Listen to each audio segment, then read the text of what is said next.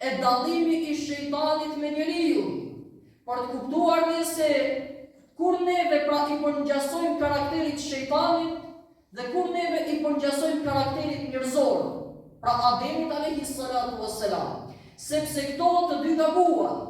Pra edhe shejtani gaboi kur nuk ju bin Zotit, edhe Ademi gaboi e megjithëse ai përballoi dhe duroi, erdhi një moment ai gaboi dhe hënri nga pema e ndaluar. Të dy gabuan ato. Por ku është dallimi?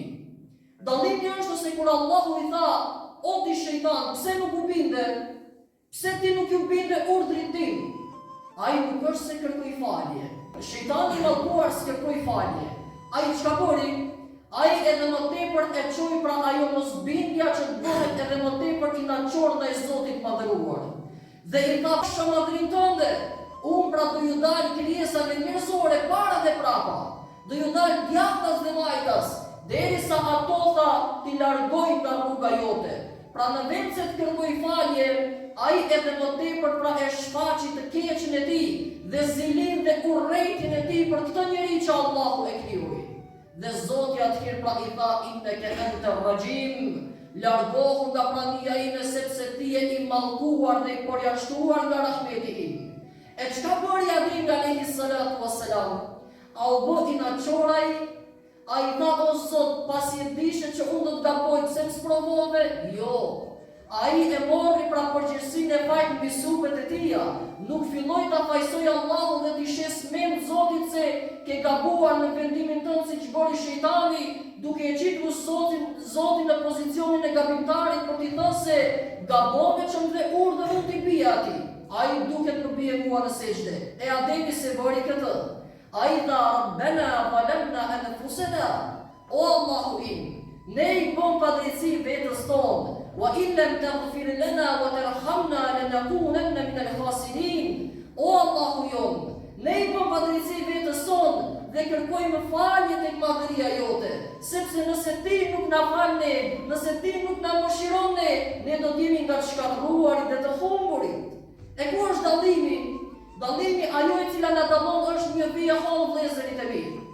Nuk arsyetohet mëkati për ta fajsuar për dikë tjetër. Nuk arsyetohet mëkati për t'ia fukur fajin Allahut të madhëruar. Kujdes, sepse shumë njerëz sot nuk e falin namazin me idenë se nuk kemi kohë. Me idenë se nuk kemi kohë dhe jemi të angazhuar. Po pse Allahu a nuk e dinte angazhimin tënd kur ta bëri obligim namazin? Allahu nuk e dinte punën tënde kur ta bëri obligim namazin, cilin po e fajson ti për atë që se bën.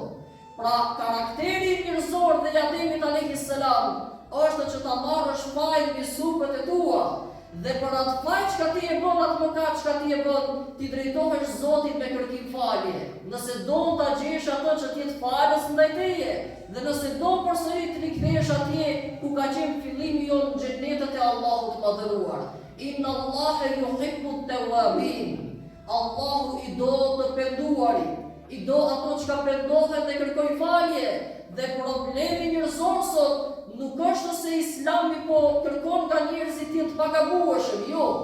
Islami ka ardhur që njerëzit të mësojnë që pasi të gabojnë të kërkojnë falje, pasi të gabojnë të pendohen, sepse natyra njerëzore dhe ajo e pastër që Allahu e krijoi Ademin është me u penduar pas mëkatit, jo mos me bërë gabim, sepse dhe ai bëri gabim njeriu I parë dhe ishte pejgamberi I Allahut të madhëruar dhe ishte çka ishte në mbikëqyrjen e Zotit si askush tjetër.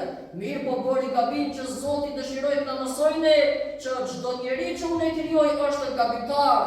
Mirë po qëllimi nuk është që të mos gaboj, qëllimi është që pas gabimit ai të kërkoj falje te unë.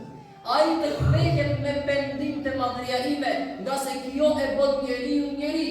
E në të kundërtën, kur ai arsyeton gjunahet e tia, kur ai fillon dhe I shton gjunahet e tia, kur ai këmbëngul në mëkatet e tia dhe asnjëherë pra nuk mundohet fajin ta marrë mbi supet e tia, ai është dykëmbësh njeri, mirë po me karakter që I ngjan shejtanit të mallkuar. Allahu na ruaj. E që mund t'jemi dhe ne pjesë e saj shumë herë, kur mundohemi pra mëkatet t'i arsyetojmë, vetëm e vetëm ta bëjmë vetëm të pafajshëm për ato që kemi bërë.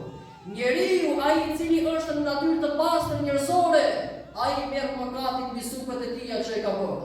dhe thot po unë e bëra gabova, unë e bëra gabova, është pra trimëri e madhe, është burrëri e madhe, të thuash po unë gabova, sepse njeriu gabon. Njeriu gabon dhe ti nuk ke dalë nga natyra jonë kur pranon fajin, përkundrazi ke treguar që je natyrë të pastër njerëzore.